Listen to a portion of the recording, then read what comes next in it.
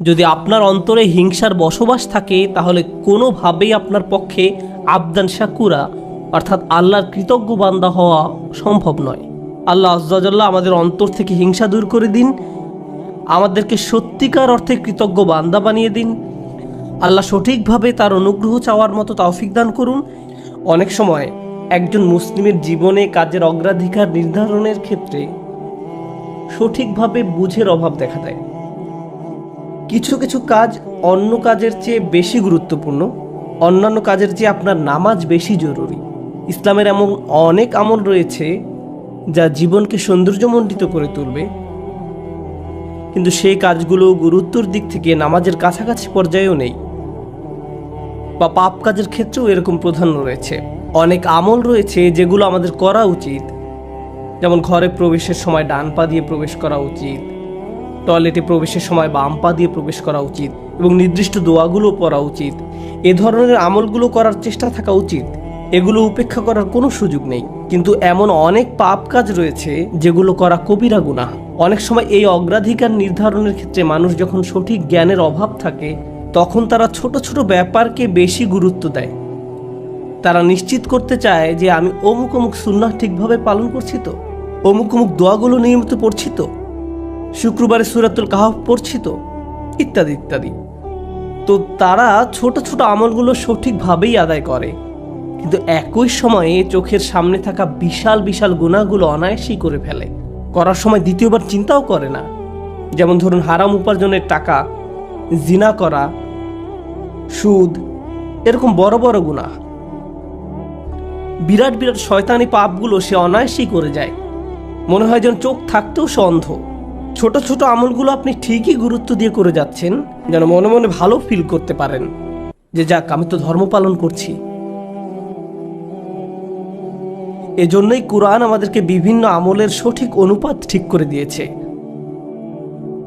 আল্লাহ এ আয়াতে বলছেন, ইনতাজতানিবু কাবাইরা মা তুনহাউনা আনহু, যদি তোমরা নিষিদ্ধ কাজের বড় বড়গুলো হতে বিরত থাকো।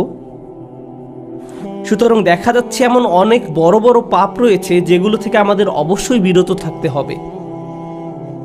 যদি আমরা এটা করতে পারি তাহলে ছোট ছোট পাপের ক্ষেত্রে আল্লাহ বলছেন, নুকাফিরু আনকুম সাইয়্যাতিকুম, তাহলে আমি তোমাদের ছোট ছোট পাপগুলো ক্ষমা করে দেব। অর্থাৎ আগে সিরিয়াস ব্যাপারগুলো যত্ন নাও। কোরআন যেগুলোর উপর গুরুত্ব আরোপ করেছে, যেমন টাকা উপার্জনের বিষয়টা, কিভাবে আমরা টাকা আয় করি এবং কিভাবে তা ব্যয় করি, সে ব্যাপারে আগে যত্নবান হওয়া, এটা খুবই সিরিয়াস একটা ব্যাপার। আমাদের আশেপাশে যারা আছে তাদের অধিকারের ব্যাপারে সাবধান থাকা, যারা এতিম বা অভাবগ্রস্ত তাদের দেখাশোনা করা। সূরা মাউনে আল্লাহ বলছেন, ফাযালিকাল্লাযী ইয়াদউল ইয়াতীম, সেই ব্যক্তি যে এতিমকে গলা ধাক্কা দেয়, এগুলো বড় ধরনের পাপ। তারপর যেভাবে আমরা আমাদের ব্যবসা বাণিজ্য চালাই, কেউ যদি আপনার কাছে টাকা পায়, কোনো কন্ট্রাক্ট মানতে যদি ওয়াদাবদ্ধ হন, কোনো সেবা প্রদান করার জন্য যদি আপনাকে বেতন দেওয়া হয়, কাজের ক্ষেত্রে সততা বজায় রাখা। ঠিক একইভাবে কোরআনে বর্ণিত সবচেয়ে ভয়ঙ্কর পাপগুলোর একটি হলো সুদ।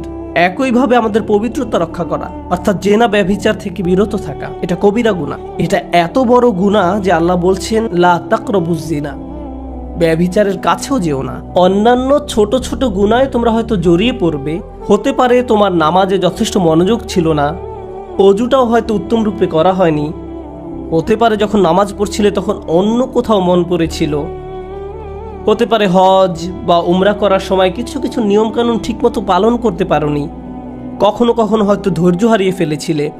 এই ছোট ছোট বিষয়গুলো ক্ষমা করে দেওয়া হবে, কারণ তোমরা বড় বড় পাপ থেকে বিরত ছিলে। ছোট বড় পাপের এমন একটি তারতম্য কোরআনে জোর দিয়ে উপস্থাপন করা হয়েছে। কিন্তু এই আয়াতের যে ব্যাপারটি আমার কাছে বেশ চমৎকার লেগেছে, সেটা শুধু তিনি যে আমাদের পাপগুলো উপেক্ষা করবেন তা নয়, বরং এই পাপগুলোর কথা মনে করে আমরা প্রায় লজ্জিত হয়ে পড়ি। আল্লাহ এর সাথে সাথে আরো যোগ করে বলেন, ওয়ানুদখিলুকুম মুদখালান কারিমা, এবং সম্মানজনক স্থানে তোমাদের প্রবেশ করানো হবে। অন্য কথায়, ওই ছোট ছোট ত্রুটিগুলোকে উপেক্ষা করে তোমাদেরকে সম্মানিত করা হবে, মর্যাদা দেয়া হবে। আর ওই সব লজ্জাজনক ব্যাপারগুলো তোমাদের রেকর্ড থেকে মুছে ফেলা হবে। তাই যখন তোমরা আল্লাহর সামনে আসবে, অপমানিত হবে না, তোমাদের সম্মানজনক স্থানে প্রবেশ করানো হবে।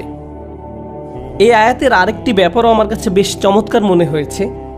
এই আয়াতের পূর্বের কয়েকটি আয়াতে কিছু কিছু কবিরা গুনাহ নিয়ে কথা বলা হয়েছে, যেমন ব্যবসায় প্রতারণা করা, কাউকে অন্যায়ভাবে হত্যা করা।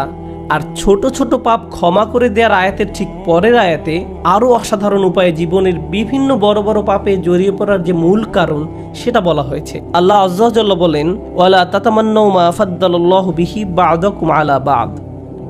আর তোমরা আকাঙ্ক্ষা করো না এমন সব বিষয়ে যাতে আল্লাহ তাআলা তোমাদের একের উপর অন্যের শ্রেষ্ঠত্ব দান করেছেন।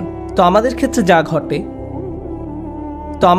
যা ঘটে যখন আমরা এমন কাউকে দেখি যে আমাদের চেয়ে বেশি টাকা উপার্জন করে, আমাদের চেয়ে তার চেহারাটাও বেশি সুন্দর, তার গাড়িটাও উত্তম, তার সাংসারিক জীবনটাও প্রশান্তির, কখনো কখনো ভাই বোনের মাঝেও এই হিংসা দেখা দেয়। যেমন আমি বলতে শুনেছি, আমার বোনের গায়ের রং আমার চেয়ে উজ্জ্বল। হিংসা বিভিন্ন প্রকৃতির হতে পারে। কারো ভালো কিছু থাকার কারণে আপনি তাকে ঈর্ষা করতে পারেন এবং আপনার নিজের সেটা না থাকার কারণ নিয়ে সারাক্ষণ চিন্তা করতে পারেন, আর এই চিন্তা আপনাকে শেষ করে দিতে পারে। এটা ছোট বড় যে কোনো কিছুর জন্য হতে পারে। এটা বস্তুগত বিষয় যেমন অর্থকড়ি, ঘরবাড়ির জন্য হতে পারে, আবার অবস্তুগত বিষয় যেমন বাবার ভালোবাসা, মায়ের ভালোবাসার জন্যও হতে পারে। বাবা কেন তাকে এত ভালোবাসে, আমার প্রতি তো এত মনোযোগ দেয় না। মা সবসময় শুধু আমার দোষ দেখেন, তিনি কখনো ওর দোষ দেখেন না। মাঝে মাঝে পিতামাতার আচরণ ব্যাপারটাকে আরো জটিল করে তোলে, কারণ তারা বারবার বলতে থাকেন, কেন তুমি তোমার ভাইয়ের মতো হতে পারো না, ও কত লক্ষ্মী। তাদের এমন আচরণ পরিবারের ভিতরে আরো বেশি হিংসা তৈরি করে। আল্লাহ এখানে বলছেন, অন্যদের যা দেয়া হয়েছে তার জন্য আকাঙ্ক্ষা করো না। আপনি নিজেই তো দেখতে পান যে আপনার চেয়ে ভালো চেহারার মানুষ রয়েছে, আপনার আমার চেয়ে বুদ্ধিমান মানুষও রয়েছে, আমাদের চেয়ে বেশি টাকা কামাই করে এমন লোকজনও রয়েছে। পরিবারে এমন কেউ থাকতে পারে যে আপনার চেয়ে বেশি প্রশংসা লাভ করে। কখনো কখনো হয়তো অন্যায়ভাবে তাদেরকে প্রাধান্য দেওয়া হয়, কিন্তু অনেক ক্ষেত্রে আসল ব্যাপার হলো আল্লাহ তার জন্য রিজিকের যে দরজা খুলে দিয়েছেন তা তিনি আমার জন্য খুলেননি, তিনি আমার জন্য অন্য দরজা খুলে দিয়েছেন। আমরা অন্য একজনকে যা দেয়া হয়েছে ঠিক সেটাই কামনা করি। আল্লাহ আপনাকে আমাকে অন্য একজনের মতো করে বানাননি। আল্লাহ অন্য মানুষদের জন্য রিজিকের যে দরজা খুলে দিয়েছেন তা হয়তো আমার জন্য দেননি। আমাদের প্রত্যেকেরই রয়েছে জীবিকা উপার্জনের স্বতন্ত্র সুযোগ। আল্লাহর অনুগ্রহ অর্জন করতে হলে আমাদের প্রত্যেককে যে সুযোগ দেওয়া হয়েছে তার আলোকে কঠোর পরিশ্রম করতে হবে, অন্যদের সাথে নিজেকে তুলনা করে নয়। এই আয়াত যে ইতিবাচক বিষয়গুলোর প্রতি জোর দেয় সেটা আলোচনা করার পূর্বে আমি আরেকটা ব্যাপারে কথা বলতে চাই। এই হিংসা কেন অনেকগুলো বড় বড় গুনাহের মূল কারণ? আমাদের জানা মতে রেকর্ড করা ইতিহাসে আল্লাহর বিরুদ্ধে সর্বপ্রথম যে বিদ্রোহ করা হয় তা হলো ইবলিস শয়তানের বিদ্রোহ। আর এই বিদ্রোহের মূল কারণ ছিল হিংসা। সে কেন এত মনোযোগ পাচ্ছে? তাকে তো জাস্ট মাটি দিয়ে তৈরি করা হয়েছে। এভাবেই অবাধ্যতার শুরু। মানুষ পৃথিবীতে আসার পর সর্বপ্রথম যে পাপটি সংঘটিত হয় তা হলো কাবিল কর্তৃক তার ভাই হাবিলের হত্যা। সেটাও ছিল হিংসার কারণে। এই হিংসা এতটাই জঘন্য আর কদাকার হতে পারে যে আপনি যদি ইয়াকুব আলাইহিস সালামের মতো একজন মহান নবীর সন্তানও হয়ে থাকেন, আর আপনার ভাইও যদি হয়ে থাকেন একজন অসাধারণ ছেলে যে কিনা এখনো নবী না হলেও তার মাঝে নবীর বৈশিষ্ট্য বিদ্যমান রয়েছে, এই হিংসা আপনাকে এতটাই নিয়ন্ত্রণহীন করে দিতে পারে যে আপনি তাকে হত্যা করতে উদ্যত হতে পারেন।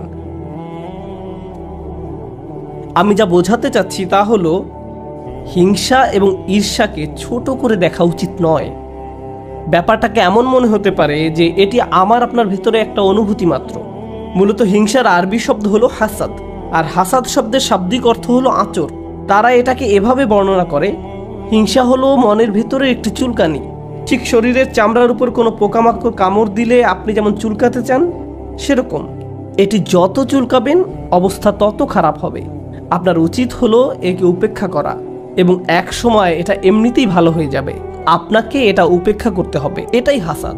ইমাম হাসান রাদিয়াল্লাহু তাআলা আনহু বলেন, আমি হিংসুকের চেয়ে এমন কোনো অনিষ্টকারী দেখিনি যাকে আসলে বেশি ক্ষতিগ্রস্ত ব্যক্তির মতো দেখায়।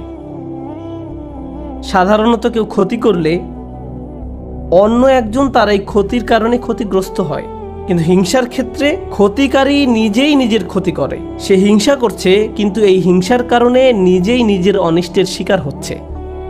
আর এ কারণেই সূরা ফালাকে হিংসুকের হিংসা থেকে আমরা আল্লাহর নিকট আশ্রয় প্রার্থনা করি। ওয়া মিন শাররি হাসিদিন ইযা হাসাদ,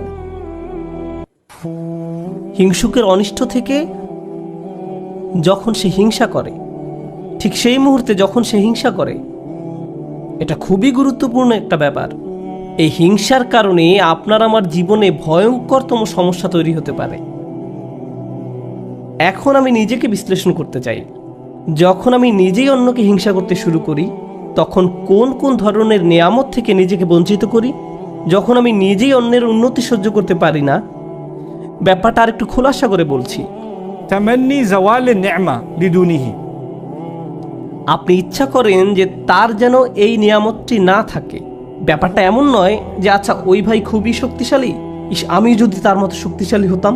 না না না, আমি ইচ্ছা করি যে সে অসুস্থ হয়ে পড়ুক আর আমি শক্তিশালী হয়ে উঠি। আপনি ইচ্ছা করেন তার মাঝে যেন ওই ভালো বিষয়টা না থাকে। কোন কারণে সে ওইটা পাবে? আচ্ছা সে প্রমোশন পেয়েছে, এখন আমারও ইচ্ছা হয় যে আমিও যেন প্রমোশন পাই। না না না, হিংসা হলো আমি চাই সে বরখাস্ত হোক আর আমি প্রমোশন পাই।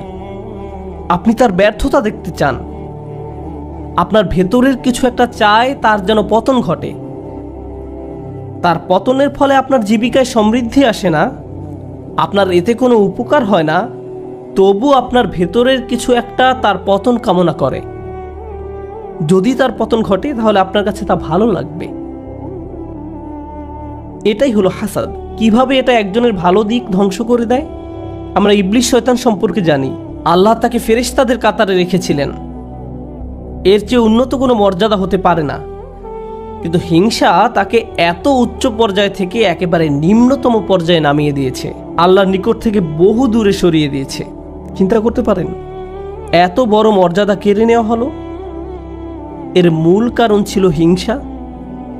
চিন্তা করতে পারেন মূল কারণ হলো নিজেকে অনেক বড় কিছু মনে করা। হিংসার কারণে হত্যার মতো জঘন্য অপরাধ সংঘটিত হলো। আল্লাহ সূরা আরাফে বর্ণনা করেন, কান্নামা কাতালান নাসা জামিআ, সে যেন গোটা মানব জাতিকে হত্যা করলো। হিংসার কারণে হত্যার মতো জঘন্য অপরাধ সংঘটিত হলো, আর এই মহাপাপের মূল কারণও ছিল হিংসা। এই সকল উদাহরণের মূল শিক্ষা হলো আমাদের নিজেদেরকে ভালো করে বিশ্লেষণ করে দেখা উচিত আমরা নিজেরা এই রোগে আক্রান্ত কিনা। ভালো করে খতিয়ে দেখা উচিত আমাদের মাঝে এই ঘৃণ্য ব্যাধিটি আছে কিনা। মানুষ শুধু টাকা পয়সা নিয়ে হিংসা করে না, মানুষ প্রায় সব কিছু নিয়ে হিংসা করে। পরিবারের সবার মনোযোগের কেন্দ্রবিন্দু হওয়া, এটা এমনকি ধর্মীয় পরিমণ্ডলেও ঘটতে পারে। ভাই জানেন অমুক শায়েখ, তার ভিডিও মানুষ বেশি দেখে। আপনি তার ফলোয়ারদের সাথে নিজের ফলোয়ারদের তুলনা করছেন কেন? মাহফিলে তাকে কেন প্রধান বক্তা করা হলো? তাকে কেন সবচেয়ে ভালো সময় বক্তব্য দিতে দেয়া হলো? এমন ঘটনা মসজিদেও ঘটতে পারে। ভাই দেখেছেন তারা কত টাকা তুলেছে, আমরা এত টাকা তুলতে পারিনি। আর এই মনোভাব প্রতিযোগিতায় সীমাবদ্ধ থাকে না, হিংসায় পরিণত হয়। কেন তারা আমাদের চেয়ে ভালো করছে? এই হিংসা এমনকি ধর্মীয় পরিমণ্ডলেও আঘাত করতে পারে। মদিনায় আসার পর সাহাবীরা ধারণা করেছিলেন মদিনার ইয়াহুদিরা সবার আগে ইসলাম ধর্ম গ্রহণ করবে। এ সম্পর্কে কোরআনে এসেছে, আফাতাতমাউনা আইয়ুমিনু লাকুম, তোমরা কি আশা করো যে তারা তোমাদের কথা ঈমান আনবে? কারণ তারা আহলে কিতাব, তারা ওহী অবতীর্ণ হওয়া সম্পর্কে অবগত ছিল। তারা রাসূল সাল্লাল্লাহু আলাইহি সাল্লামকে সেভাবে চিনত যেভাবে তারা তাদের ছেলে মেয়েদের চিনতে পারত। এর কারণ ছিল আসলে হিংসা। তারা এই ব্যাপারটা মেনে নিতে পারেনি যে নবী প্রেরণের অনুগ্রহটি বনী ইসরাইলদের কাছ থেকে অন্যদের কাছে চলে যাবে। তারা চাইতো ওহী মুহাম্মদ সাল্লাল্লাহু আলাইহি সাল্লামের কাছে না এসে তাদের কারো কাছে আসুক। জীবনের এমন কোনো দিক নেই যেখানে হিংসার আক্রমণ হওয়ার সম্ভাবনা নেই।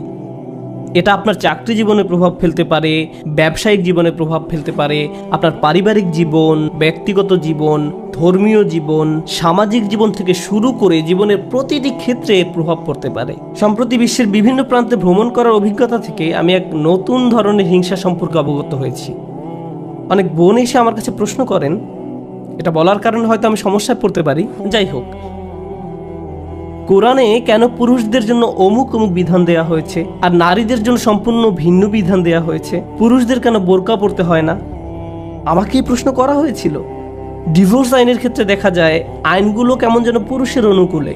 মহিলারা জান্নাতে কি পাবে?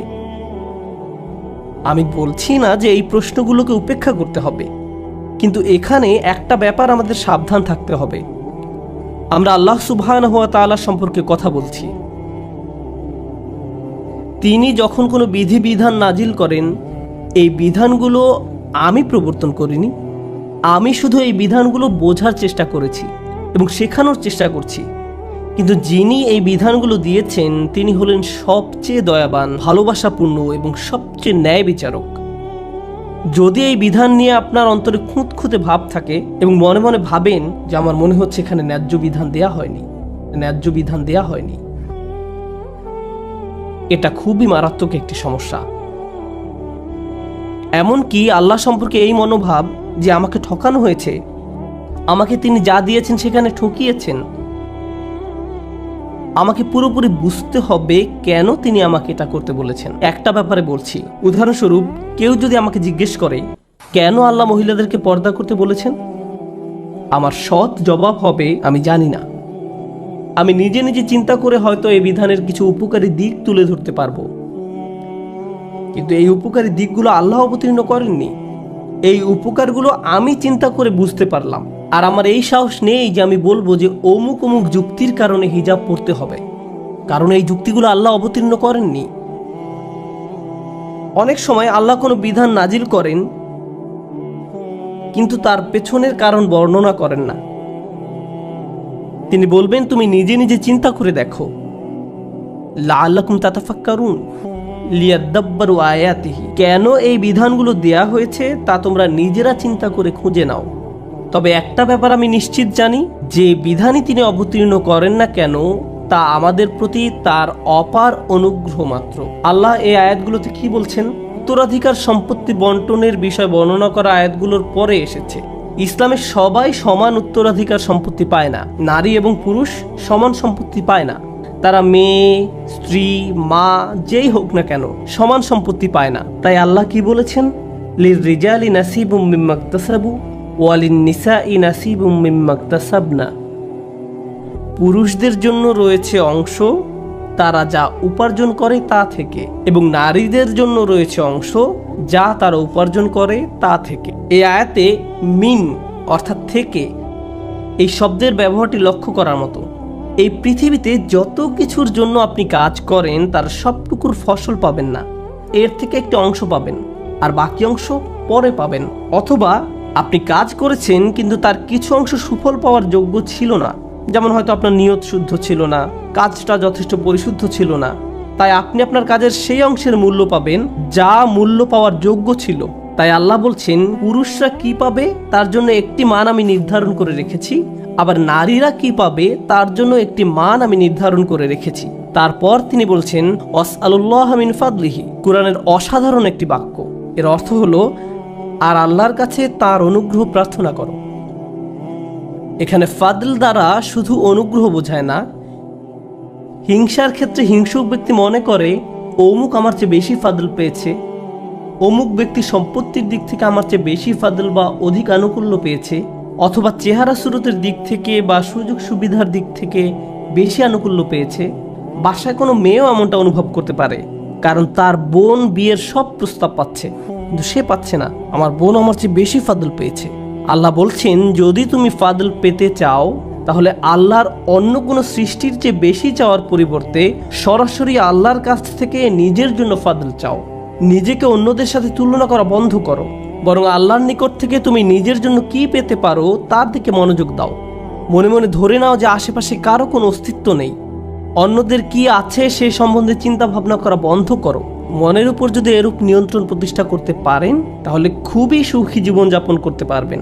যদি কখনো এমনটা হয় যে তুমি ক্লাসে বসে আছো, স্যারের বক্তব্য শুনতে পাচ্ছ, কিন্তু কিছুই বুঝতে পারছো না, মনে মনে ভাবছো আমি জানি না আমি কোন স্বর্গে বাস করছি, কিন্তু তোমার পাশের ছেলে বা মেয়েটি প্রতিবার হাত তুলে স্যারের প্রত্যেকটা প্রশ্নের জবাব দিচ্ছে, আর তোমার মন বিষিয়ে উঠছে। মনে মনে ভাবছো যদি মেয়েটাকে কষে একটা চর দিতে পারতাম, আমি তাকে সহ্য করতে পারছি না, কারণ সে সব প্রশ্নের উত্তর দিচ্ছে।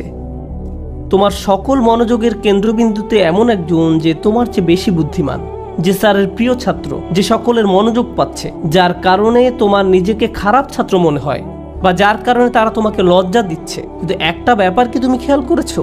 তুমি সেখানে বসে আছো, শুধু তুমি এবং শিক্ষক। তুমি এখানে এসেছো শিখতে, অন্যের দোষ না দিয়ে তোমার উচিত নিজেকে দোষ দেয়া। হায় হায়, আমি আমার মনোযোগ হারিয়ে ফেলেছি। নিজের কাছে ব্যাখ্যা দাবি করো কেন তুমি মনোযোগ হারালে। প্রশ্ন করতে গিয়ে লজ্জা অনুভব করো না। তুমি এখানে এসেছো নিজের উন্নতি সাধন করতে, অন্যদেরকে নিজের মূল্য বোঝাতে নয়। তুমি এই জন্য শিখতে আসনি। একই কথা প্রযোজ্য চাকরির জায়গায়, পরিবারের। অন্য কাউকে বেশি দাম দেওয়া হচ্ছে বলে আপনি নিজেকে গুটিয়ে ফেলবেন না। যদি কোনো অন্যায় করা হয় আপনি কথা বলুন, কোনো কিছু যদি বলার থাকে বলুন। যদি কোনো কিছু আপনাকে বিরক্ত করে ভেতরে ভেতরে জ্বলবেন না এবং এটাকে বড় হতে দিবেন না, নিজের ভেতরে ঘৃণা তৈরি হতে দিবেন না। আমরা আল্লাহর নিকট যে দোয়াগুলো করি তার একটি হলো ওয়ালা তাজআল ফি কুলুবিনা গিল্লাল লিল্লাযিনা আমানু। ঈমানদারদের বিরুদ্ধে আমাদের অন্তরে কোনো বিদ্বেষ রেখো না। যখন আমরা কিয়ামতের দিন তার সামনে দণ্ডায়মান হব তখন যেন আমাদের অন্তরে ঈমানদারদের বিরুদ্ধে কোনো গিল বা খারাপ অনুভূতি না থাকে। আমরা দুনিয়াতেও এটা চাই না, আর জান্নাতে আল্লাহ আমাদের থেকে তা দূরে রাখুন। তাই এই ব্যাপারটা পার্থিব জীবনে ঘটতে পারে। এমন হতে পারে যে কারো বিরুদ্ধে আপনার অন্তরে হিংসার মনোভাব তৈরি হচ্ছে। ও, সে তো এই পজিশন পাওয়ার যোগ্য নয়, সে তো অমুক কাজ করার যোগ্য নয়। আপনার অন্তরে যদি এমন অনুভূতি তৈরি না হয় তাহলে সেটা খুবই ভালো। কিন্তু অনেক মানুষ আছে যারা এভাবে চিন্তা করে ওই লোক আমার চেয়ে অনেক বেশি বেতন পায়, সে কেন আমার চেয়ে বেশি বেতন পাবে। তারা কত টাকা বেতন পায় বা না পায় তার সাথে আপনার সম্পর্ক কি? আপনি কি করেন? আপনি কি অর্জন করেছেন? আপনার যদি মনে হয় যে আপনার আরো বেশি বেতন পাওয়া উচিত তাহলে ব্যাপারটা যথাযথ কর্তৃপক্ষকে বলুন। ওয়াসআলুল্লাহ মিন ফাদলিহি, আল্লাহর কাছে তাঁর অনুগ্রহ প্রার্থনা করুন। ইন্নাল্লাহা কানা বিকুল্লি শাইইন আলিমা, নিঃসন্দেহে আল্লাহ তাআলা সর্ববিষয়ে জ্ঞাত। যখন আমরা অন্যের সাথে নিজেকে তুলনা বন্ধ করব, যখন পুরুষ বা নারী হিসাবে কি পেলাম বা কি পেলাম না এসব নিয়ে চিন্তা করা বন্ধ করব, অমুক অমুক ব্যক্তির কারণে আমি পেছনে পড়ে আছি এমন চিন্তা করা বন্ধ করব, আপনার এবং আল্লাহর মাঝে আর কেউ নেই। যদি কোনো বিষয়ে অগ্রগতি অর্জন করতে চান সরাসরি আল্লাহকে বলুন ওয়াসআলুল্লাহ মিন ফাদলিহি। অন্যথায় সারা জীবন ধরে কেবল অন্যের বিরুদ্ধে অভিযোগই করে যেতে পারবেন। কিভাবে তারা আপনার প্রতি অন্যায় করেছে, কিভাবে তারা আপনাকে সুযোগ থেকে বঞ্চিত করেছে, কিভাবে সবাই পেয়েছে কিন্তু আপনি পাননি। আর এভাবে অভিযোগ করলে আপনার জীবন তো দুর্দশাগ্রস্ত হবেই, আপনার কারণে আপনার আশেপাশের মানুষের জীবনও দুর্বিষহ হয়ে পড়বে। এই আয়াতটি নিয়ে সর্বশেষ যা শেয়ার করতে চাই, বিশেষ করে যখন আমরা তেলাওয়াত করি ওয়া মিন শাররি হাসিদিন ইযা হাসাদ, এখানে ইযা শব্দটির দিকে বিশেষ মনোযোগ দিন। কেউ কেউ বলেন এখানে হাসাদকে বর্ণনা করা হয়েছে একটি গুণ হিসেবে, শুধুমাত্র শব্দগতভাবে ইসমে ফাইল হিসেবে নয়, বরং একজন মানুষের একটি খারাপ গুণ হিসেবে, অর্থাৎ এমন ব্যক্তি যার মাঝে হিংসার প্রবণতা আছে। কিন্তু ইজা শব্দটি একটি বিষয়ের প্রতি বিশেষ ইঙ্গিত করে। আপনার মাঝে যদি এই গুণটি থেকে থাকে তাহলে কোনো এক সময় কুৎসিত উপায়ে এর প্রকাশ ঘটবে, আজ না হোক কাল। খারাপ কিছু একটা আপনি করে বসবেন, কারণ আপনার মাঝে খারাপ গুণটি আছে। আপনি নিজেও হাসিদ হতে চান না, হিংসুক হতে চান না। আবার যারা হিংসা করে তাদের অনিষ্ট থেকে বাঁচতে চান।